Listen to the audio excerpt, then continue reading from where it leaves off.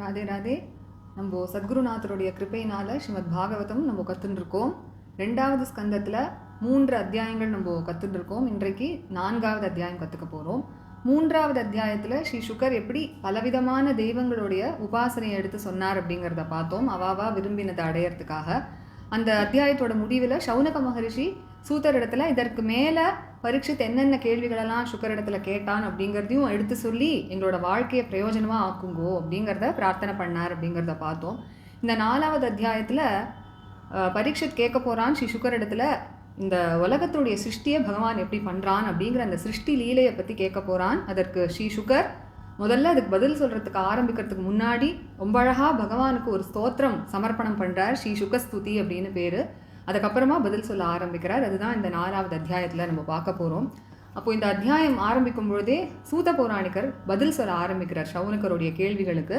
அவர் சொல்கிறார், பரீட்சித் தனக்கு மரணம் அப்படிங்கிறத தெரிஞ்சதும் அவன் எப்படி தன்னுடைய மனைவி மக்கள் ராஜ்யம் எல்லாத்தையும் திறந்துட்டு வந்தானோ அதே மாதிரி முதல் 3 புருஷார்த்தங்களாக இருக்கக்கூடிய தர்மம் அர்த்தம் காமம் அப்படிங்கிறதையும் உதறி தள்ளிட்டு அந்த 4வது புருஷார்த்தமான மோட்சத்தை அடையணும் அப்படிங்கிறதுக்காக கிருஷ்ண கதைகளில் அத்தகைய ஒரு ஸ்ரத்த ஏற்பட்டவனா இப்போ சுகர் இடத்துல அப்படி ஸ்ரத்தையாக கதை கேட்டுகிட்டே வரான். அப்போது இப்போ மேலே அவன் என்ன கேட்குறான் அப்படிங்கிறத எடுத்து சொல்கிறார். சுகர் இடத்துல பரீட்சித் சொல்கிறான், நீங்கள் இப்படி ஹரி குணங்களை எடுத்து சொல்ல சொல்ல என்னுடைய அஜ்ஞானமானது அப்படியே நாசம் அடையிறது. எனக்கு மேலே என்ன தெரிஞ்சுக்கணும் அப்படின்னு ஆசையாக இருக்குது அப்படின்னா, பகவான் இந்த லோகத்தை எப்படி சிருஷ்டி பண்ணுறான் அப்படிங்கிற அந்த சிருஷ்டி லீலை எனக்கு எடுத்து சொல்லுங்கோ. அவன் எப்படி இந்த லோகத்தை சிருஷ்டி பண்ணுறான், எப்படி அதை காப்பாற்றுறான், ஸ்திதி பண்ணுறான், எப்படி கடைசியில் அதை தன்னிடத்துல லயம் பண்ணிக்கிறான் அப்படிங்கிற அந்த சிருஷ்டி லீலை எடுத்து சொல்லுங்கோ. எப்படிப்பட்டது அப்படின்னா, அளவில்லாத அந்த சக்திகளுடைய அந்த பகவான் என்ன பண்ணுறான்னா, எந்தெல்லாம் சக்திகளை எடுத்துண்டு தானும் இந்த சிருஷ்டி லீலையில் தானும் விளையாடிண்டு தன்னை பலவிதமான ரூபங்களாக பிரம்மா ருத்ரன் போன்ற ரூபங்களாக தன்னை மாற்றிண்டு அவர்கள் மூலமாகவும் எப்படிலாம் விளையாடுறான் அப்படிங்கிறதெல்லாம் எனக்கு எடுத்து சொல்லுங்கோ. அதுலேயும் இந்த 3 குணங்களை பகவான் எடுத்துக்கிறான் இல்லையா இந்த சிருஷ்டிக்காக, சத்வம் ரஜஸ் தமஸ் அப்படிங்கிறத. அந்த 3 குணங்களையும் பகவான் ஒரே சமயத்தில் எடுத்துக்கிறானா, ஒருவனே இருந்துட்டு எடுத்துக்கிறானா, அல்லது தன்னை பலவிதமான இந்த பிரம்மா ருத்ரன் போன்ற ரூபங்களாக தன்னை மாற்றிண்டு அதுக்கப்புறமா படிப்படியாக எடுத்துக்கிறானா அப்படிங்கிற அந்த சந்தேகங்கள்லாமும் நீங்கள் பதில் சொல்லுங்கோ அப்படின்னு சொல்லி பிரார்த்தனை பண்ணிவிட்டு அவன் சொல்கிறான், இந்த சிருஷ்டிங்கிற லீலை எப்படிப்பட்டது அப்படின்னா பிரம்மா ருத்ரன் போன்ற தேவர்களால் கூட புரிஞ்சுக்க முடியாததாக இருக்குது, பெரிய பெரிய ஞானிகளாலையும் அதை புரிஞ்சுக்க முடியாததாக இருக்குது. அத்தகைய அந்த ஒரு லீலையை எனக்கு எடுத்து சொல்லுங்கோ அப்படின்னு பிரார்த்தனை பண்ணுறான். அப்போது ஸ்ரீ சுகர் நினச்சிப்பார் இல்லையா, ஞானிகளுக்கும் புரியாதது அப்படின்னா அப்போது நான் எடுத்து சொல்ல முடியும்னு நீ எப்படி நினைக்கிறேன்னு நினச்சிப்பார் இல்லையா. அதனால பரீட்சித் அழகாக சொல்கிறான், நீங்கள் சாக்ஷாத் பகவான் தான் அப்படின்னு சொல்கிறான். பகவான் கிருஷ்ணனுடைய அத்தகைய ஒரு பக்தராக நீங்கள் இருக்கிறதுனால அவருடைய கிருபையினால உங்களுக்கு எல்லாமே தெரியும் அப்படின்னு சொல்லி ஷாப்தே பிரம்மணி நிஷ்ணாதா பரஸ்மின்ஷ பவான் கலு அப்படின்னு சொல்கிறான். அதாவது சப்த பிரம்மம்னு சொல்லக்கூடிய அந்த வேதங்கள்லையும் நீங்கள் கரக்கண்டவராக இருக்கேள், அதே மாதிரி பரஸ்மின்னு சொல்லக்கூடிய அந்த பரபிரம்மமாக இருக்கக்கூடிய பகவான் ஸ்ரீ கிருஷ்ணனையும் நீங்கள் அனுபவம் மூலமாக தெரிஞ்சுட்டு இருக்கேள். அதனால் சாஸ்திரம் மட்டும் படித்தவர்களுக்கு அனுபவம் இருக்கும்னு சொல்ல முடியாது. ஆனால் உங்களுக்கு சாஸ்திர ஞானமும் இருக்குது, அனுபவமும் இருக்குது. அதனால் உங்களுக்கு தெரியாததுங்கிறதே கிடையாது. அதனால் இதை பற்றி எனக்கு எடுத்து சொல்லுங்கோ அப்படின்னு பிரார்த்தனை பண்ணுறான். அப்போ பகவானுடைய மற்ற லீலைகளெல்லாம் விட்டுட்டு எதற்காக இப்போ முதல்ல சிருஷ்டியை பற்றி கேட்குறான் அப்படின்னு நம்ம நினைப்போம் இல்லையா. அதுக்கு மகான்கள்லாம் நம்மளுக்கு சொல்கிறா, சுகரும் பரீட்சித்தும் என்ன நினைக்கிறா அப்படின்னா, எல்லா வைஷ்ணவர்களும் பக்தர்களும் எப்படி பகவானோட மற்ற லீலைகளெல்லாம் நம்ம சிரவணம் பண்ணுறோமோ அது மாதிரி இந்த சிருஷ்டிங்கிற லீலையும் எல்லா வைஷ்ணவர்களும் சிரவணம் பண்ணணும் அப்படிங்கிறதுக்காக தான் அவர்கள் 2 பேரும் இதை எடுத்து பேசுகிறா அப்படிங்கிறத சொல்கிறா.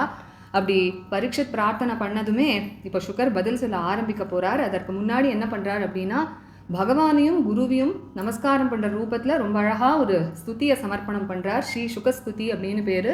ரொம்பவும் ஒரு அழகான ஸ்துதி. பாகவதத்தில் இதுவும் ஒரு முக்கியமான ஸ்துதி.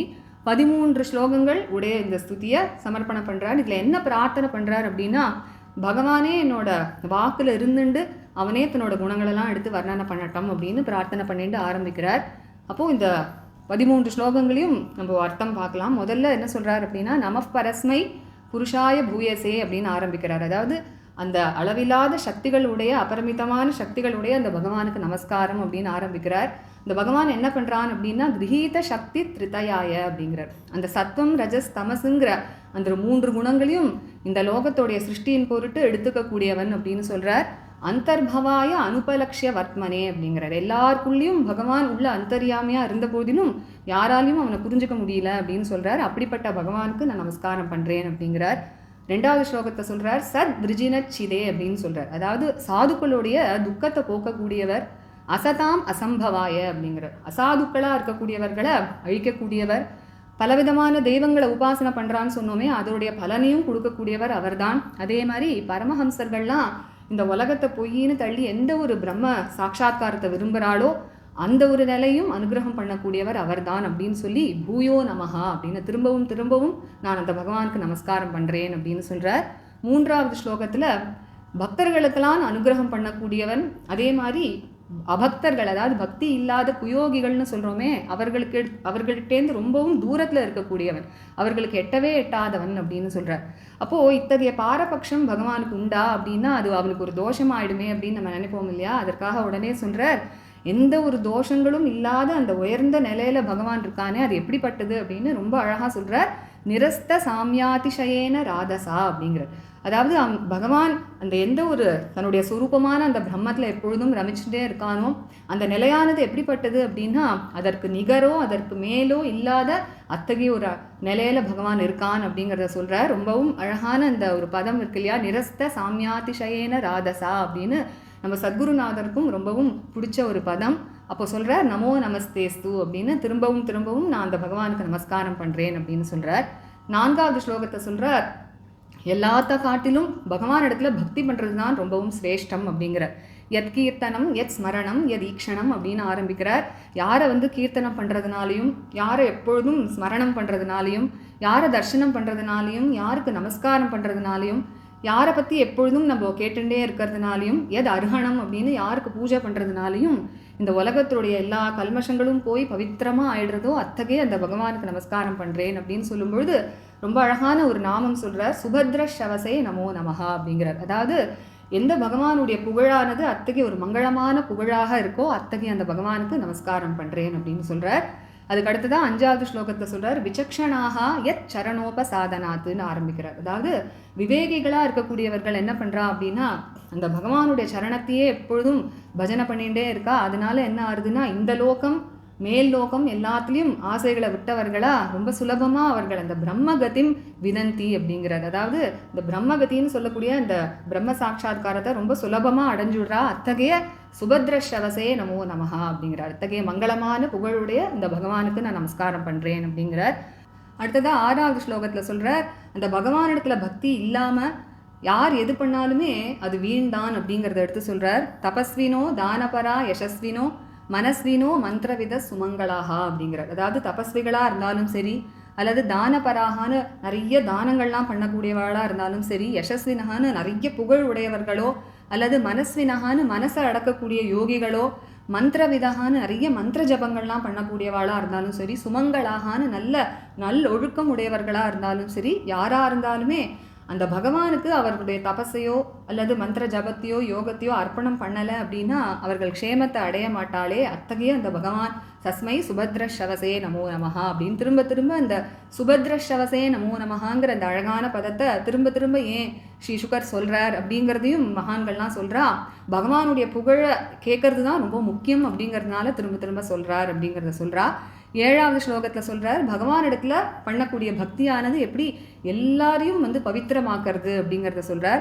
கிராத்த ஹூனாந்திர புலிந்த புல்கசா ஆபீர கங்கா யவனா கசாதயான்னு இங்கே பலவிதமான ஜாதிகளோட பேரெல்லாம் எடுத்து சொல்கிறார். எப்படி காட்டில் மலைகளில் வாழக்கூடியவா, அந்த மாதிரி இருக்கக்கூடியவா, எந்த பிறவியாக இருந்தாலுமே சரி, யாராக இருந்தாலும் அந்த இல்லை பலவிதமான பாபங்களே பண்ணவாளாக இருந்தாலும் சரி, யாராக இருந்தாலும் பகவானை ஆசிரியிச்ச அந்த சாதுக்களை ஆசிரியிச்சா கூட அவர்கள் எல்லாரும் பரம பவித்திரமாக ஆயிடுறா அப்படிங்கிறத சொல்லி அத்தகைய தஸ்மை பிரபவிஷ்ணவே நமஹா அப்படின்னு அத்தகைய அந்த எல்லாத்தையும் சாதிக்கக்கூடிய அந்த பகவானுக்கு நமஸ்காரம் அப்படிங்கிறார். அடுத்ததாக 8வது ஸ்லோகத்தில் சொல்கிறார், எல்லாருக்கும் பகவான் தான் அதீஸ்வரனாக இருக்கான் அப்படின்னு சொல்லி, ஆனால் பிரம்மா ருத்ரன் போன்றவர்கள்லாம் கூட எந்த விதமான மாயையுமே இல்லாத இருந்த போதிலும் கூட அவர்களால் கூட பகவான் யார், அவன் எப்படிப்பட்டவன் அப்படிங்கிறத புரிஞ்சுக்க முடியாமல் எப்பொழுதுமே ஆச்சரியத்திலே அவளாம் திளைக்கிறா அப்படிங்கிறத சொல்கிறார். கதவ்யலீகைஹி அஜசங்கராதிபிகி விதர்க்கியலிங்கோ அப்படின்னு சொல்கிறார். அத்தகைய பகவான் பிரசீததாம், அத்தகைய பகவான் என்னிடத்துல பிரசன்னமாக எப்பொழுதும் இருக்கட்டும் அப்படின்னு பிரார்த்தனை பண்ணுறார். 9வது ஸ்லோகத்தில் லோகத்தில் எல்லாருக்குமே அவன்தான் பதி, அதாவது அவன்தான் எல்லாரையும் காப்பாற்றக்கூடியவன் அப்படிங்கிறத சொல்கிறார். ஸ்ரீயஃப் பதிஹி அப்படின்னு சாக்ஷா ஸ்ரீதேவிக்கும் அவன்தான் பதி. யஜ்ஞபதிஹி அப்படின்னு இந்த இடத்துல யஜ்ஞங்கள்னு சொல்லும்பொழுது எல்லா விதமான சாதனங்களுக்கும் அவன்தான் பதி அப்படின்னு சொல்கிறா.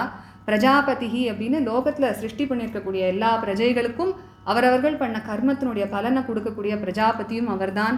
தியாம்பதிஹி அப்படின்னு எல்லாருடைய புத்தியிலையும் அந்தர்யாமியாக இருந்துட்டு அதை தூண்டக்கூடியவரும் அவர்தான்.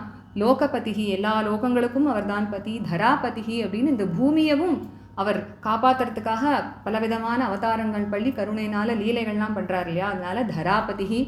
பதிர் கதிஷ்ட அந்தக விருஷ்ணி சாத்வதாம் அப்படின்னு அந்தகர்கள் விருஷ்ணிகள் யாதவர்கள் இவர்களுக்கு எல்லாருக்குமே அவன்தான் பதியாகவும் கதி அதாவது அவர்களை ஆபத்திலேருந்து காப்பாற்றக்கூடியவனாகவும் இருக்கான் அப்படின்னு சொல்கிற சதாம் பதிஹி அப்படின்னு சாதுக்களுக்கும் அவன்தான் பதியாக இருக்கான். அப்படிப்பட்ட பகவான் மே பிரசீததாம் அப்படிங்கிற என்னிடத்துல பிரசன்னமாக இருக்கட்டும் அப்படின்னு பிரார்த்தனை பண்ணுறார். அடுத்ததாக 10வது ஸ்லோகத்தை சொல்கிறார். அந்த பகவான் எப்படி தெளிவான ஒரு ஞானத்தை அனுகிரகம் பண்ணக்கூடியவன் அப்படிங்கிறார். அந்த பகவானுடைய சரணத்தை எப்பொழுதும் தியானம் பண்ணுறதுனால மகான்கள்லாம் ஒரு தெளிவான ஞானத்தை அடைஞ்சு அவர்கள் அந்த பிரம்மஸ்வரூபமாக இருக்கக்கூடிய அந்த பகவானை பலவிதமாக அவரவர்களுக்கு எப்படி பிடிச்சிருக்கோ அப்படி எடுத்து சொல்கிறா இல்லையா, சகுணம் நிர்குணம் அப்படின்லாம் எடுத்து சொல்கிறா. அதனால தான் நம்மளுக்கு பார்த்தோன்னா அத்வைத்தம் விசிஷ்டாத்வைத்தம் துவைத்தம் போன்ற மகான்களே எல்லாரும் எடுத்து சொல்லக்கூடிய பலவிதமான சித்தாந்தங்கள்லாம் ஏற்படுறதே அப்படி அந்த தெளிவான ஞானத்தை அனுகிரகம் பண்ணக்கூடிய அந்த பகவான். வதந்தி சைதத் கவையோ யதா ருச்சம் அப்படிங்கிறார். அத்தகைய பகவான் என்னிடத்துல சந்தோஷமாக இருக்கட்டும் பிரசீததாம் அப்படிங்கிறார். 11வது ஸ்லோகத்தில் சொல்கிறார்.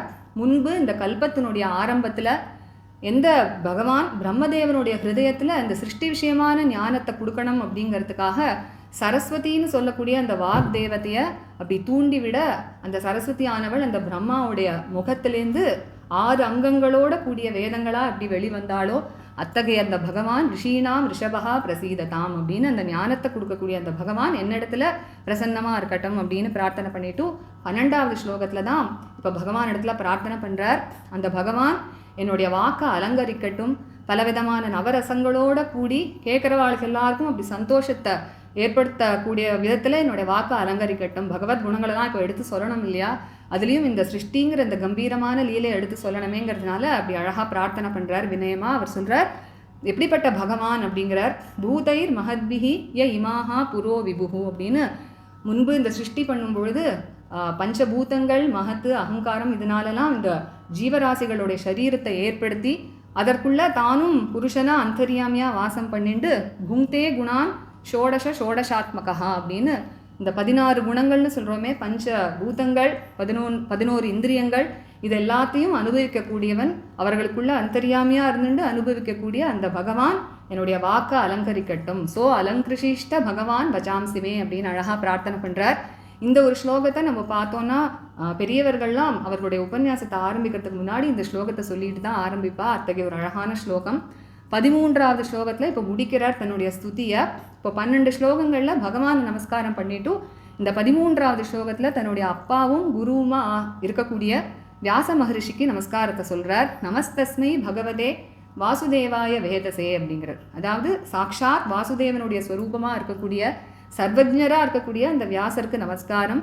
யாருடைய தாமரை போன்ற அந்த முகத்திலேருந்து எல்லா சாஸ்திரங்களுடைய ஞானம்ங்கிற தேனை அவருடைய சிஷ்யர்கள்லாம் பருகிறாளோ அத்தகைய அந்த வியாச முனிவருக்கு நமஸ்காரம் அப்படின்னு தன்னுடைய குருவையும் நமஸ்காரம் பண்ணிட்டு இப்போ இந்த அத்தியாயத்தோட கடைசி ஸ்லோகத்தில் பரீட்சித் கேட்ட கேள்விக்கு இப்போ பதில் சொல்கிறார். பரீட்சித்து, இப்போ நீ என்கிட்ட கேட்ட மாதிரி முன்பு ஒரு சமயம் நாரத மகரிஷி தன்னுடைய அப்பாவான பிரம்மதேவரிடத்துல பகவான் எப்படி இந்த சிருஷ்டியை பண்ணுறான்னு இதே கேள்வியை கேட்க, அப்போ பிரம்மதேவர் என்ன பண்ணுறார் அப்படின்னா பகவான் தனக்கு உபதேசம் பண்ண அந்த ஒரு பாகவதம் இருக்கே அதை எடுத்து பதிலாக சொல்கிறார். அதையே நானும் உனக்கு எடுத்து சொல்கிறேன் அப்படின்னு சொல்லி இந்த 4வது அத்தியாயத்தை முடிச்சுட்டு 5வது அத்தியாயத்தில் பிரம்மதேவரும் நாரதரும் என்ன பேசிண்டா அப்படிங்கிறத சுகர் நம்மளுக்கு எடுத்து சொல்கிறார்.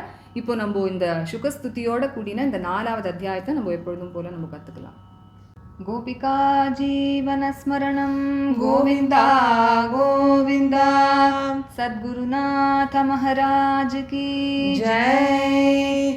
கலயே சுந்தராகாரம் சதைக பிரியதர்சனம் அஜ்ஞானநாசகம் தேவம் சத்குரும் முரளீதரம் முரளீமண்டித கரகமலம் मुनिजनमोहनं व्यत्यस्तपादं वनमालाधारिणं प्रेमभक्तमण्डलनित्यकीर्तितं श्रीप्रेमिकवरदम् आश्रयेऽहम् जन्माद्यस्य यतोऽन्वयादितरतश्चार्थेष्वभिज्ञस्वराट् तेने ब्रह्महृदायादिकवये मुह्यन्ति यत्सूरयः तेजो वारिमृदां यथा विनिमयो यत्र त्रिसर्गो मृषा धाम्ना स्वेन सदा निरस्तकुहकं सत्यं परं धीमहि धर्मः प्रोज्झितकैतवोऽत्र परमो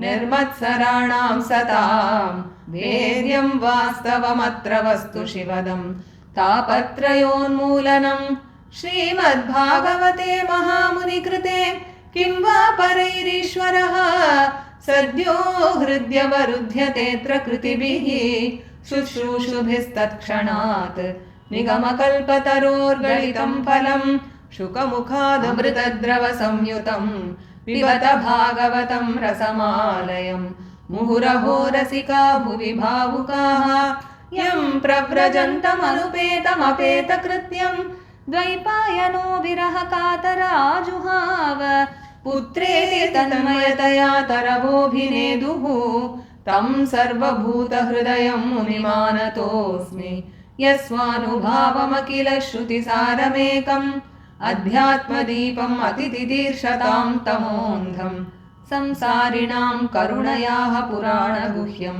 तं व्याससूनुमुपयामि गुरुं मुनीनां नारायणं नमस्कृत्य नरं चैव नरोत्तमं देवीं सरस्वतीं व्यासं ततो जयमुदीरयेत् कृष्णाय वासुदेवाय देवकी नन्दनाय च नन्दगोपकुमाराय गोविन्दाय नमो नमः कृष्णाय वासुदेवाय हरये परमात्मने प्रणतक्लेशनाशाय गोविन्दाय नमो नमः नाम संकीर्तनं यस्य सर्वपापप्रणाशनं प्रणामो दुःखशमनः तं नमामि हरिं परम्। अथ चतुर्थोऽध्यायः। सूत उवाच वैयासकेरिति वचः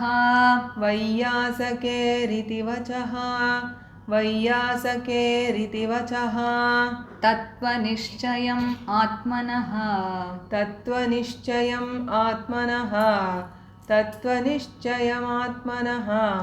उपधार्य मतिं कृष्णे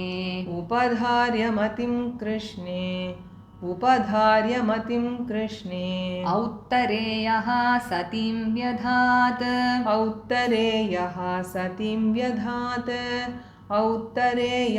सतीं व्यधात् आत्मजाया सुतागार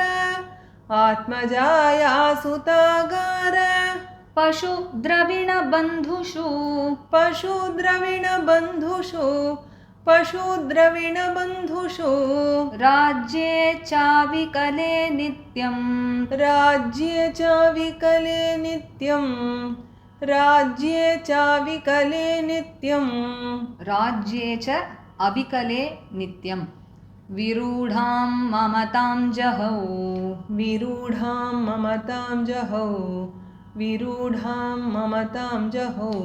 पप्रच्छ च इमम् एवार्थम्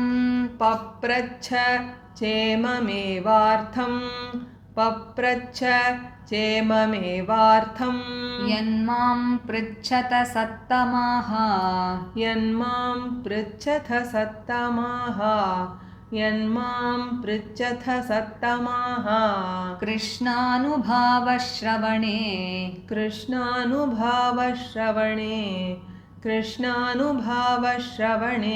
श्रद्धदानो महामनाः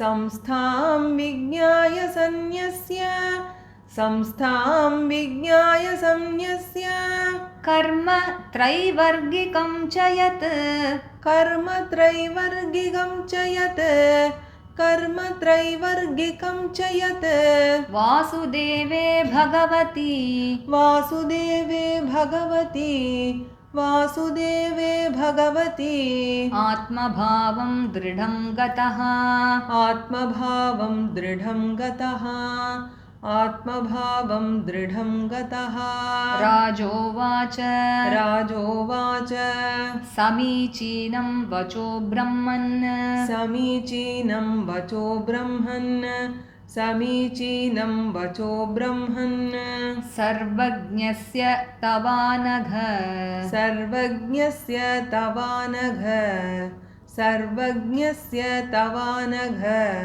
तमो विशीर्यते मह्यं तमो विशीर्यते मह्यं तमो विशीर्यते मह्यं हरेः कथयतः कथां हरेः कथयतः कथां हरेः कथयतः कथां भूय एव विवित्सामि भूय एव विवित्सामि भूय एव विवित्सामि भगवान् आत्ममायया भगवान् आत्ममायया भगवान् आत्ममायया यथेदं सृजते विश्वम् यथेदं सृजते विश्वम् यथेदं सृजते विश्वम् दुर्विभाव्यम् अधीश्वरैः दुर्विभाव्यम् अधीश्वरैः दुर्विभाव्यमधीश्वरैः यथा गोपायति विभुः यथा गोपायति विभुः यथा गोपायति विभुः यथा संयच्छते पुनः यथा संयच्छते पुनः यथा संयच्छते पुनः यां यां शक्तिम् उपाश्रित्य यां यां शक्तिम् उपाश्रित्य यां यां शक्तिमुपाश्रित्य पुरुशक्तिः परः पुमान् पुरुशक्तिः परः पुमान् पुरुशक्तिः परः पुमान् आत्मानं क्रीडयन् क्रीडन् आत्मानं क्रीडयन् क्रीडन् आत्मानं क्रीडयन् क्रीडन् करोति विकरोति च करोति विकरोति च करोति विकरोति च नूनं भगवतो ब्रह्मन् नूनं भगवतो ब्रह्मन् नूनं भगवतो ब्रह्मन् हरेः अद्भुतकर्मणः हरेरद्भुतकर्मणः हरेरद्भुतकर्मणः दुर्विभाव्यम् इवा भाति दुर्विभाव्यम् इवा भाति दुर्विभाव्यम् इवा भाति कविभिश्चापि चेष्टितम् कविभिश्चापि चेष्टितम् कविभिश्चापि चेष्टितम् यथा गुणांस्तु प्रकृतेः यथा गुणांस्तु प्रकृतेः यथा गुणांस्तु प्रकृतेः युगपत् क्रमशोऽपि वा युगपत् क्रमशोऽपि वा युगपत् क्रमशोऽपि वा बिभर्ति भूरिशः त्वेकः बिभर्ति भूरिशस्त्वेकः बिभर्ति भूरिशस्त्वेकः कुर्वन् कर्माणि जन्मभिः कुर्वन् कर्माणि जन्मभिः कुर्वन् कर्माणि जन्मभिः विचिकित्सितम् एतन्मे विचिकित्सितमेतन्मे विचिकित्सितमेतन्मे ब्रवीतु भगवान् यथा ब्रवीतु भगवान् यथा ब्रवीतु भगवान् यथा शाब्दे ब्रह्मणि निष्णातः शाब्दे ब्रह्मणि निष्णातः शाब्दे ब्रह्मणि निष्णातः परस्मिंश्च भवान् खलु परस्मिंश्च भवान् खलु परस्मिंश्च भवान् खलु सूत उवाच सूत उवाच इति उपामन्त्रितो राज्ञा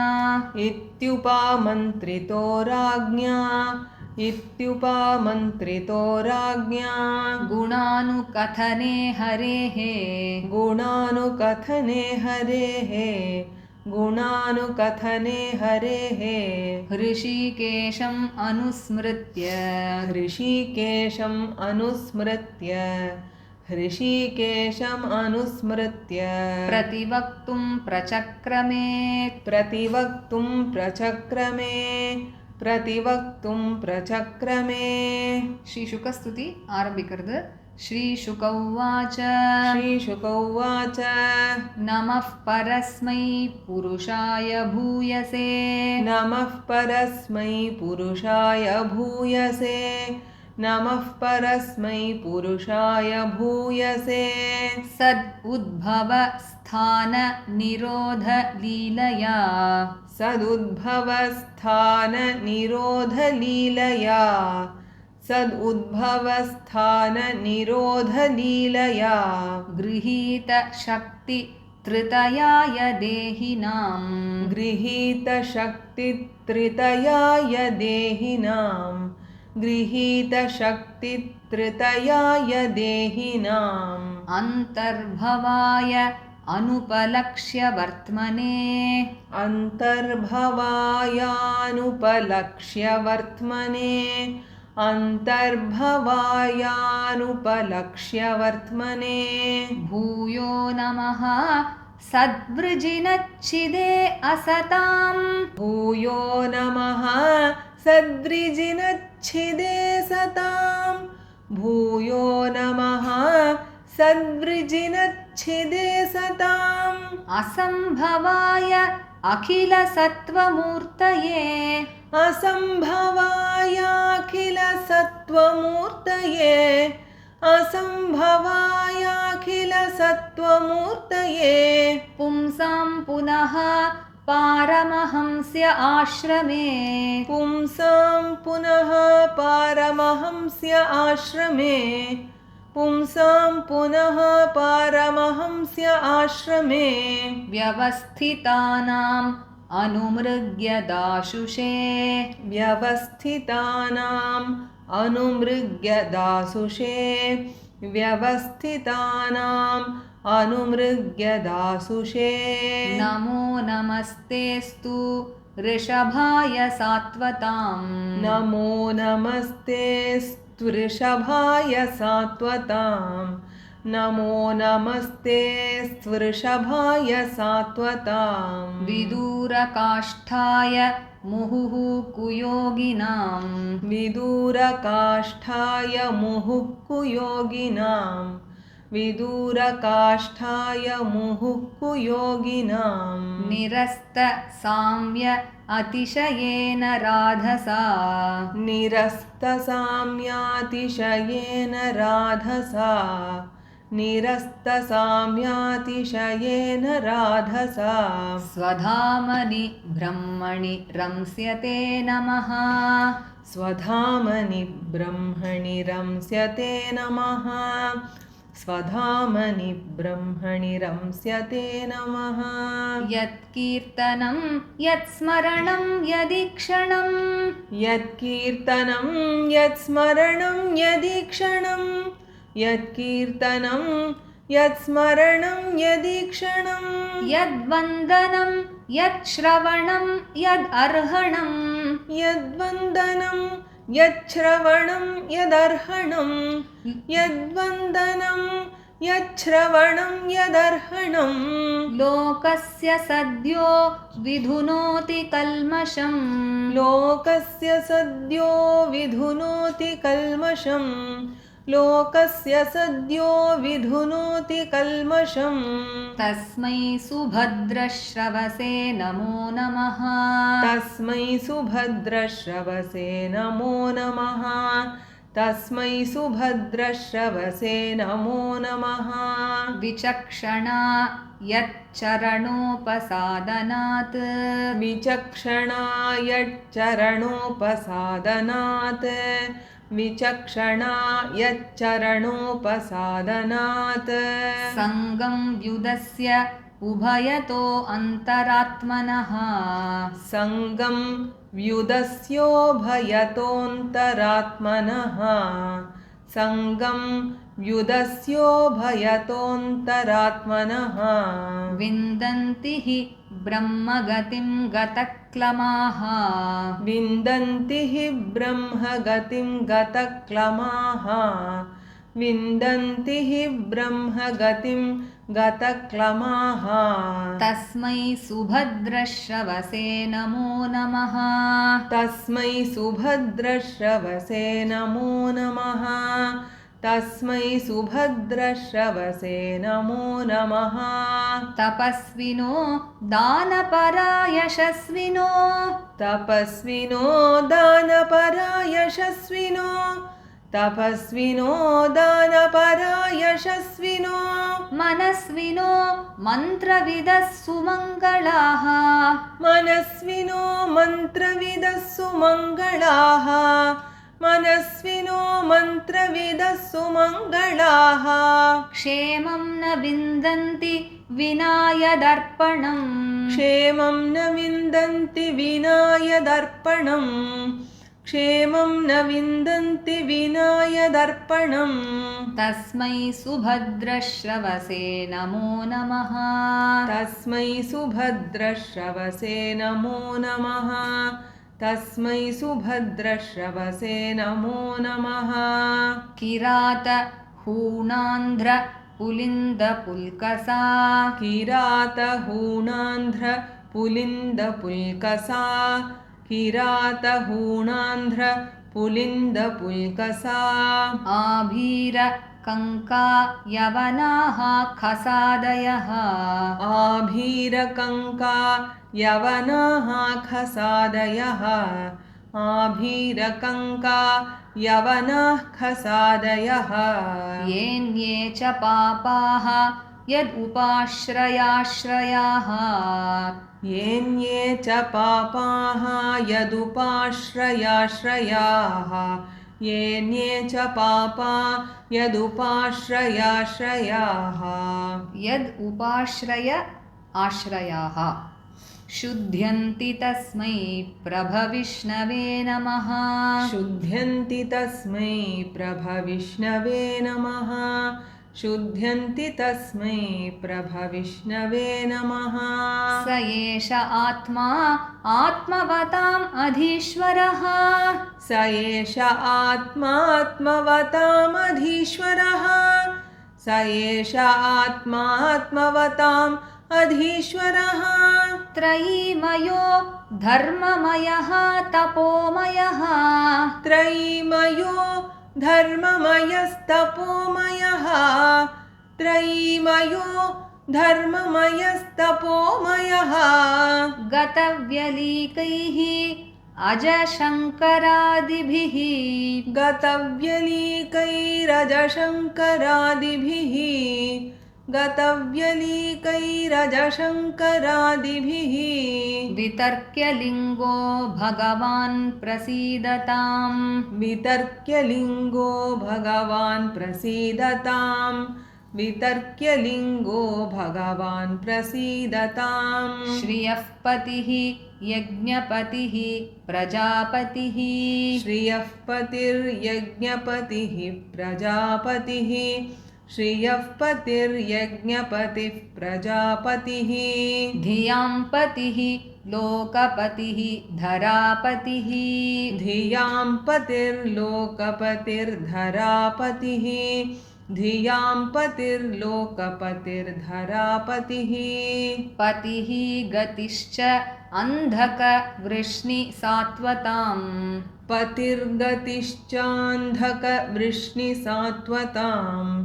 पतिर्गतिश्चान्धकवृष्णिसात्वताम् प्रसीदतां मे भगवान् सतां पतिः प्रसीदतां मे भगवान् सतां पतिः प्रसीदतां मे भगवान् सतां पतिः यद् अङ्घ्रि अभिध्यान समाधिधौतया यदङ्घ्र्यभिध्यान समाधिधौतया यदङ्घ्र्यभिध्यान समाधिधौतया धिया अनुपश्यन्ति हि तत्त्वम् आत्मनः धियानुपश्यन्ति हि तत्त्वमात्मनः धियानुपश्यन्ति हि तत्त्वमात्मनः वदन्ति चैतत् कवयो यथा रुचम् वदन्ति चैतत् कवयो यथा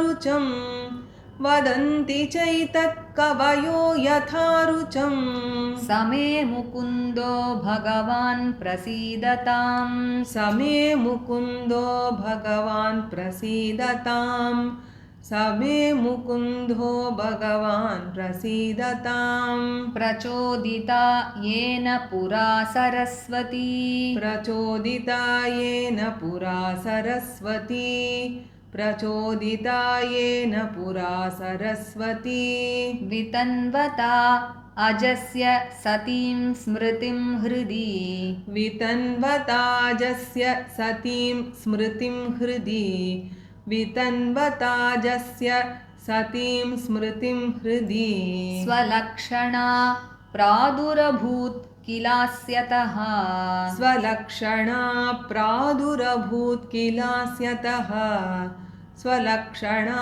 प्रादुरभूत् किलास्यतः समे ऋषीणां ऋषभः प्रसीदताम् समे ऋषीणां ऋषभः प्रसीदताम् समे ऋषीणां ऋषभः प्रसीदताम् भूतैः महद्भिः य इमाः पुरो विभुः भूतैर्महद्भिर्य इमाः पुरो विभुः भूतैर्महद्भिर्य इमाः पुरो विभुः निर्मायशेते यद् अमूषु पूरुषः निर्मायशेते यदमूषु पूरुषः निर्मायशेते यदमूषु पूरुषः भुङ्क्ते गुणान् षोडशात्मकः भुङ्क्ते गुणान् षोडशात्मकः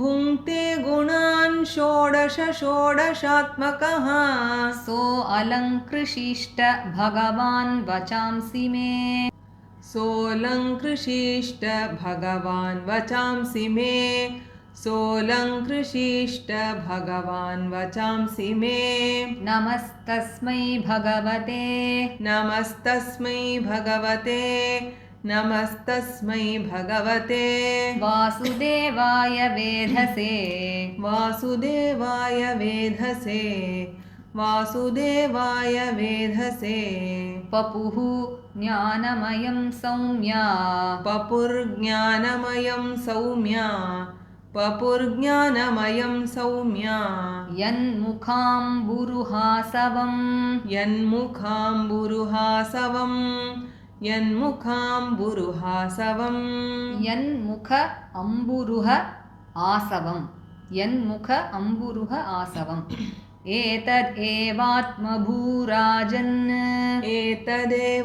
एतदेवात्मभूराजन् एतदेवात्मभूराजन् नारदाय विपृच्छते नारदाय विपृच्छते नारदाय विपृच्छते वेदगर्भो अभ्यदात् साक्षात् वेदगर्भोऽभ्यधात् साक्षात् वेदगर्भोऽभ्यधात् साक्षात् यदाह हरिरात्मनः यदाह हरिरात्मनः यदाह हरिरात्मनः இப்போ எல்லாரும் சேர்ந்து இந்த அத்தியாயத்தை ஒரு தடவை பாராயணம் பண்ணலாம்.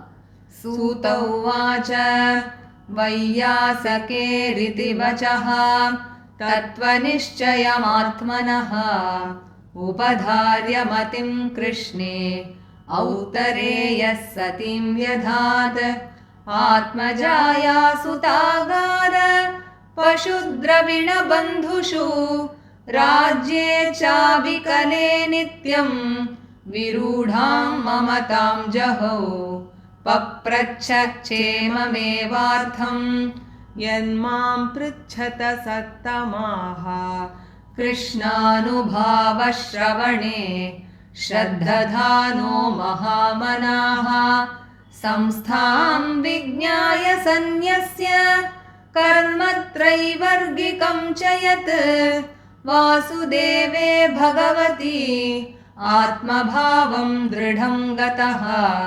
राजोवाच समीचीनं वचो ब्रह्मन् सर्वज्ञस्य तवानघ तमो विशीर्यते मह्यं हरेः कथयतः कथां भूय एव विवित्सामि भगवान् आत्ममायया यथेदं सृजते विश्वं दुर्विभाव्यम् अधीश्वरैः यथा गोपायति विभुः यथा संयच्छते पुनः यां यां शक्तिम् उपाश्रित्य पुरुशक्तिः परः पुमान् आत्मानं क्रीडयन् क्रीडन् करोति विकरोति च नूनं भगवतो ब्रह्मन् हरेरद्भुतकर्मणः दुर्विभाव्यमिव भाति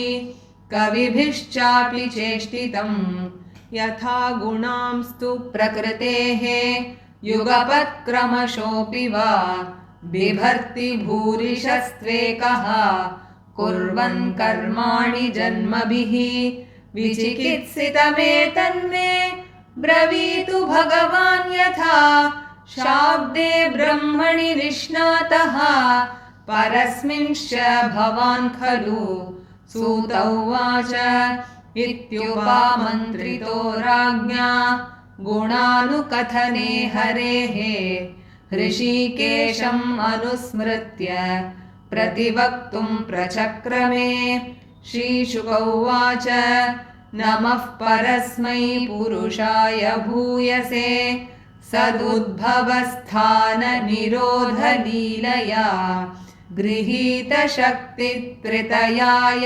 देहिनाम् अन्तर्भवायानुपलक्ष्य वर्त्मने भूयो नमः सद्वृजिनच्छिदे सताम् असम्भवायाखिलसत्त्वमूर्तये पुंसां पुनः पारमहंस्य आश्रमे व्यवस्थितानाम् अनुमृग्य दाशुषे नमो नमस्ते स्तुऋषभाय सात्वताम् विदूरकाष्ठाय मुहुक्कुयोगिनां निरस्तसाम्यातिशयेन राधसा स्वधामनि ब्रह्मणि रंस्यते नमः यत्कीर्तनं यत्स्मरणं यदीक्षणं यद्वन्दनं यच्छ्रवणं यदर्हणं लोकस्य सद्यो विधुनोति कल्मषं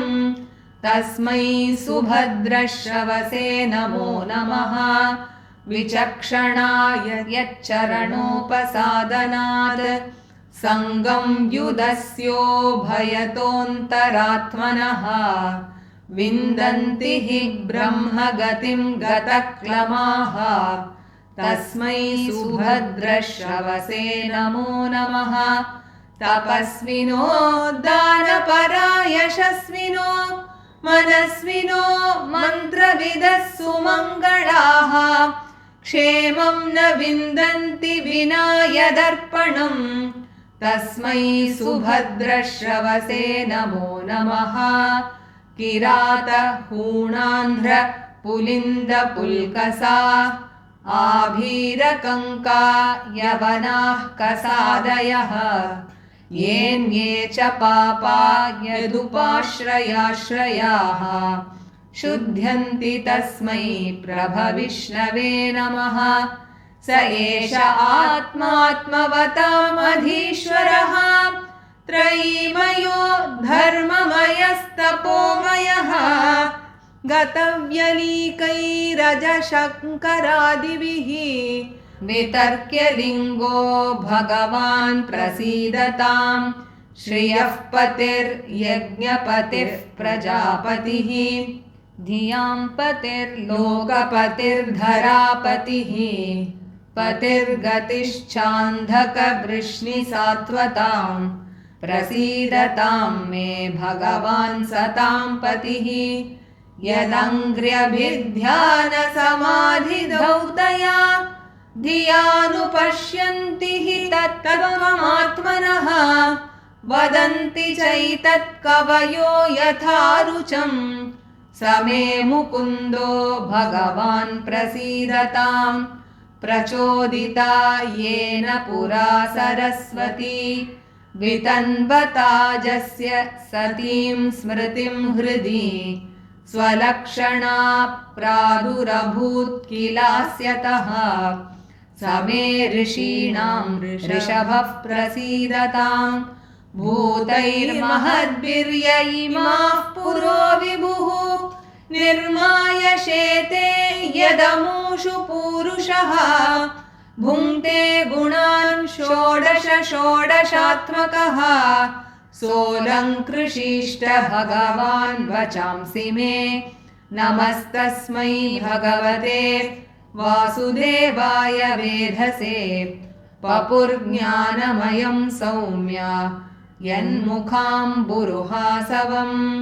एतदेवात्मभूराजन् नारदाय विपृच्छते वेदगर्भोऽभ्यदात् साक्षात् यदाह हरिरात्मनः श्रीहरये नमः श्रीहरये नमः श्रीहरये नमः गोपिका जीवनस्मरणं गोविन्दा गोविन्दा सद्गुरुनाथ महाराज की ஜெய். இன்னைக்கு படித்த ராகம் இந்தோளம். நம்ம 5வது அத்தியாயம் கற்றுக்கும் பொழுது அடுத்ததாக சந்திக்கலாம். Radhe Radhe. Radhe Radhe. By the grace of our Guru Maharaj, we are learning Srimad Bhagavata Mahapuranam, and now in the second canto we have learnt 3 chapters, and today we'll be learning the 4th chapter. And in the 3rd chapter we saw how Shri Shuka told Parikshit about the upasana of the various deities to obtain the desired results, and also at the end of the chapter we saw how Shaunaka Maharishi asked Suta Pauranika to tell him the further questions that Parikshit asked Shri Shuka and make their lives very fruitful. And so in this 4th chapter we will be seeing that Parikshit asks Shri Shuka Maharishi about the Srishti Leela of Bhagavan, that is how Bhagavan creates this universe. And Shri Shuka, before answering his question, he offers a very beautiful praise which is called the Shuka Stuti to Bhagavan. And so this is the content of the 4th chapter. And as the chapter begins, Suta Pauranika now begins to answer Shaunaka Maharishi's question. He says, Parikshit, after he came to know about his curse, he left everything, not only his wife, his children, his kingdom. He also gave up the first 3 Purusharthas, that is Dharma, Artha and Kama. And with his mind fixed on the 4th Purushartha, that is Moksha or liberation, he became very dedicated in listening to the glories of Shri Krishna from Shri Shuka. And now he asked this question to Shri Shuka. He says, whatever Parikshit spoke now, he says, O Shuka Maharishi, as you keep on narrating the glories of Lord Hari, my ignorance is getting destroyed, and further I would like to listen from you how Bhagavan creates this universe, how he sustains it and how he finally dissolves it. I want to know about this Srishti Leela of Bhagavan. I want to know how Bhagavan, who is possessed of unlimited glories, what are all the powers that he takes up to do this Srishti Leela, as he sports himself and also sports in the many forms that he takes, that is as Brahma, Rudra and others.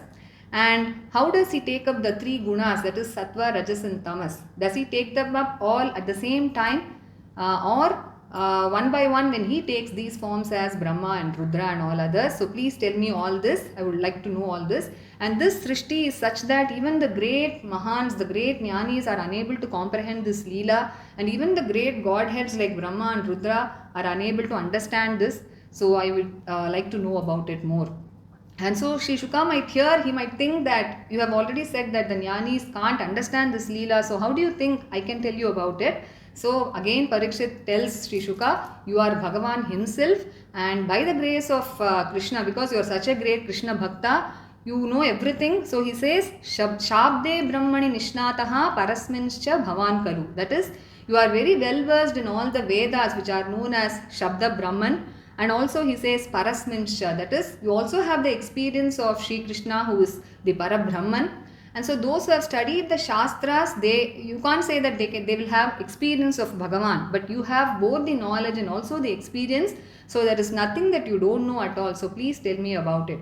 So here, why does Parikshit leave alone all the other Leelas of Bhagavan and ask about this Srishti Leela? And for that, the Mahans, they tell us that the intention of both Shuka Maharishi and Parikshit is that all the devotees of Lord Hari, as they listen to all the other Leelas of Lord Hari, they must also listen to this Srishti Leela of Bhagavan. So that is why Parikshit asks this question. And so now, before answering Parikshit's question, Sri Shuka Maharishi, he prays to Bhagavan. He offers his namaskarams, his prostrations to Bhagavan and also his Guru in 13 verses, which is known as the Shuka Stuti. It's a very beautiful Stuti in Srimad Bhagavatam and a very important one too. And in this, he prays to Bhagavan to be seated on his tongue and narrate his own glories. And so, as he begins the Shuka Stuti, in the first verse, he says, Namaha Parasmai Purushaya Bhuyase. I offer my prostrations to that Bhagavan who possesses unlimited powers and Grihita Shakti Tritayaya. For the sake of creating this universe, he takes up the three gunas, that is Sattva, Rajas and Tamas, and Antarbhavaya Anupalakshya Vartmani. He says, though he is present as the indweller, the Antaryami in every soul he has created, nobody is able to comprehend him at all, he says. So I offer my prostrations to that Bhagavan. And in the second verse, he says, Sad Vrijina Chide. He is the one who destroys the sufferings of all the sadhus. Asatam Asambhavaya. He also destroys the wicked ones, and he is the one who grants the fruits of the upasanas of all the other deities also, and he is the one who grants the state of Brahman, the highest Brahma Sakshatkara, to all the Paramahamsas who always are eager to attain that state, having given up everything in this world which is false. So he says, Bhuyo Namaha. Again and again I offer my prostrations to that Bhagavan. And in the third verse he says, it is that Bhagavan who blesses his devotees and is very far away from the reach of the non-devotees who are said to be kuyogis, he says. So we might think this is partiality in Bhagavan, and it might become a dosha for Bhagavan. But he says the state in which Bhagavan always reveals his own Swarupa is so high and so blemishless and so pure. He describes it in a very beautiful term. He says, Nirasta Samya Atishayena Radhasa. He says it is such that there is nothing that is equal or above it, he says. And he says, Bhagavan always revels in his own Swarupa, the Brahman. Swadhamani Brahmani Ramsyate Namaha. And this term which he says, Nirasta Samyati Shayena Radhasa, is something that our Swamiji also relishes very much. And so he says, Namo Namastestu. Again and again I offer my prostrations. And in the fourth verse, he says, devotion to that Bhagavan is the most supreme thing that anybody can do. He says, Yat Kirtanam, Yat Smaranam, Yadikshanam, Yad Vandanam, Yad Shravanam, Yadarhanam. That is, whose Kirtana, whose remembrance, whose Darshana, and prostrating to whom, and listening about the glories of whom, and the worship of whom cleanses the entire world of all its impurities, and the whole world becomes pure. So let me prostrate to that Bhagavan who he says is Subhadra Shavase Namo Namaha. That Bhagavan whose glories and fame are so auspicious and holy. It's a very beautiful name for Bhagavan. He says Subhadra Shavase Namo Namaha. And in the fifth verse he says Vichakshanaha Yat Charanopasadanat. Vichakshanaha, that is those very wise and discriminating ones, what they do is they always worship Bhagavan's feet and they give up all the desires for this world as well as the other world and attain the highest state called Brahmagati so very easily. So let me prostrate to that Bhagavan. Subhadra Shavase Namo Namaha. And in the sixth verse he says, whoever it may be, without devotion to Bhagavan, whatever they do is all only fruitless. He says, Tapasvino, Danapara, Yashasvino. That is, be it the tapasvis who do lot of penance, or Danaparaha, those who do lot of charity, Yashasvinaha, those who have great repute and fame, Manasvinaha, the ones who control their minds, the yogis, Mantravidaha, those who chant lot of mantras, Sumangalaha, the ones who have a very noble character and lead a very noble life, all of them, without offering their tapas or mantra japa or yoga to Bhagavan, they do not attain the highest welfare. So I offer my prostrations to that Bhagavan. Tasmai Subhadra Shavase Namo Namaha. So why does Sri Shuka again and again say this beautiful term Subhadra Shavase Namo Namaha? It is because he reiterates the fact that one must always keep listening to the glories of Bhagavan. That is very important. And in the 7th shloka, he says how devotion to Bhagavan purifies everybody irrespective of their caste, creed and birth. He says, Kirata Hunandra Pulinda Pulkasaha Abhira Kanka Yavana Kasadayaha. Here he gives a list of the names of various groups of people who live in the forests or jungles or the mountain slopes, all the tribals and all that. He says, whoever it may be, whatever their birth might be, and even the greatest of sinners, they are all purified even by the association of the sadhus who take refuge in Bhagavan's holy feet. And so he says, Tasmai Prabhavishnave Namaha. I offer my salutations to that Bhagavan who is capable of doing anything, he says. And in the 8th verse, he says, Bhagavan is the ruler and commander of everybody in this world. He is the form of all the Vedas, all the Dharma, all the Tapas, and even the greatest gods like Brahma and Rudra, who are bereft of any Maya at all, they are unable to understand the true nature of Bhagavan, he says, and they are always in wonder about his nature. Gata Vyalikaihi Aja Shankaradibihi Vitarkya Lingaha. And then he says, Bhagavan Prasidatam. May that Bhagavan be always pleased with me, he prays. And in the 9th verse, he says, he is the Patihi, that is, he is the Lord who protects everybody in this world. First he says, Shriyaf Patihi, he is the Lord of Sri Devi. Yajnapatihi, he is the Lord of all the yajnas, that is, all the sadhanas. Prajapatihi, he is the Lord of all the created beings, in the sense that he is the one who gives the fruits of all their karmas. Dhiyampatihi, he is the Lord of the intellects of everybody. He is the one who propels their intellect, being their Antaryami. Lokapatihi, he is the Lord of all the worlds. Dharapatihi, the Lord of this earth, because he is the one who incarnates every now and then to protect her and does a lot of leelas out of compassion. And Patihi Gatihi cha Andhaka Vrishni Satvatam, that is, he is the Lord of all the Yadavas, the Vrishnis and the Andhakas, and also Gatihi, that is, he is the one who protects them during their calamities. Satam Patihi, he is the Lord of all the sadhus. And now he says, Prasidatam me Bhagavan, let that Bhagavan be very pleased with me.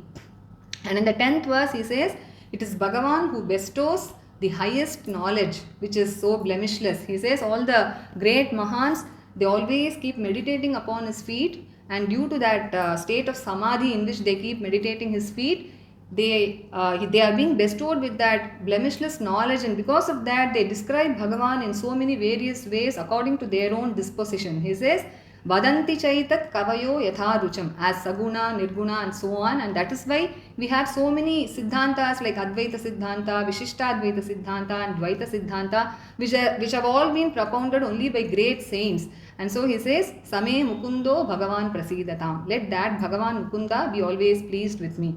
And in the 11th verse he says, long back during the beginning of this Kalpa, when Bhagavan wanted Brahmadeva to have the knowledge of creation, what he did was he impelled Vagdevi, who is Saraswati, the goddess of speech, and that is why she emerged from Brahma's mouth in the form of all the Vedas along with its 6 Angas, the Vedangas. And so he says, Rishinam Rishabha Prasidatam, may that Bhagavan who bestows knowledge be always pleased with me. And in the 12th verse, now he prays to Bhagavan to embellish his speech so that it is accompanied with all the 9 rasas, so that it may give joy to all its listeners, because he is now about to expound all the glories of Bhagavan, the entire Bhagavata, and mainly now the Srishti Leela, which is a very magnificent Leela of Bhagavan, the Gambhira Leela. And so he prays to Bhagavan to embellish his speech. So he says, Bhutair Mahadbihi ya imaf puro vibuhu. That Bhagavan who during this beginning of the creation created all the bodies of all the jivas with the help of the Panchabhutas, the Mahat and Ahankara, and is the indweller as the Purusha within all these jivas, and experiences and enjoys the 16 gunas. Bhunte gunan shodasha shodashatmakaha. That is the 11 indriyas and the Panchabhutas together. He enjoys everything, being their own indweller. And may that Bhagavan be seated on my tongue and describe his own glories. He speaks with so much of humility. He says, So alankrishishta Bhagavan vachamsi me. And now after having prostrated to Bhagavan in these 12 verses, in the last verse, that is the 13th verse, he prostrates his father and guru, sage Vedavyasa. He says, Namastasmai Bhagavate Vasudevaya Vedase. I prostrate to that sage Vedavyasa, who is the very form of Lord Vasudeva himself and is also the all-knowing one. And it is from his lotus-like lips that all his disciples drink this honey, which is the knowledge of all the Shastras. So I offer my prostrations to my father and guru, sage Vedavyasa. And now in the last and final verse of this chapter, he answers Parikshit's question. He says, "O Parikshit, just as you had asked me now, long before sage Narada asked his father about this same Srishti Leela as to how Bhagavan creates this world, and Brahma, as a reply to Narada's question, he told him what Bhagavan had told him before in the form of a concise Bhagavata, and let me tell that to you now." So with this, Sri Shuka concludes the 4th chapter, and in the 5th chapter he tells about the conversation between sage Narada and Brahma. So this is the content of the 4th chapter, which contains the Shukastuti, which we learned today. And the raga in which we read this chapter today is Indolam. And let us meet in the next session while we learn the 5th chapter. Radhe Radhe.